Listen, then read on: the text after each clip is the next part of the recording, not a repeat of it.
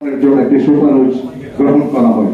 তারই প্রেক্ষিতে 1993 সালে জাতিসংঘের সাধারণ পরিষদের সর্বসম্মত সিদ্ধান্ত হয় প্রতি বছর ৩রা মে বিশ্ব মুক্ত গণমাধ্যম দিবস হিসেবে পালন করা হবে।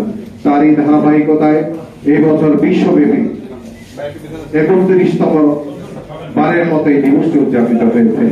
আমরা দেখেছি গত 2 তারিখ থেকে 4 তারিখ পর্যন্ত ল্যাটিন আমেরিকার চিলির একটি শহরে এই বছরের আয়োজনটি করা হয়েছে। রিপোর্টার্স উইদাউট বর্ডার্স নামে যারা আন্তর্জাতিকভাবে গণমাধ্যম নিয়ে কাজ করে তার একটি রিপোর্ট প্রকাশ করেছে।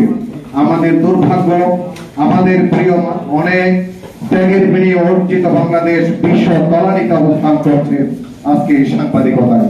আমরা দেখলাম এবারের দিবসটির প্রতিপাদ্য বিষয় ছিল পরিস্থিতির জন্য গণমাধ্যম, পরিবেশগত সংকট মোকাবিলায় সাংবাদিকতা। আজকে বাংলাদেশের প্রেক্ষিতে ইতিমধ্যে যারা বক্তব্য রেখেছেন তারা বলেছে আজকে বাংলাদেশে কি অবস্থা বিরাজ করছে। আমরা যারা গণমাধ্যম কর্মী, বিভিন্ন মিডিয়া প্রতিনিধি আমরা ওয়াচ করি, আমরা দেখেছি গতকালকে বিবিসি কি সংবাদ পরিবেশন করেছে বাংলাদেশের গণমাধ্যম নিয়ে। বাংলাদেশের পুরো গণমাধ্যমে এখন ভয়ের পরিবেশ বিরাজ করছে।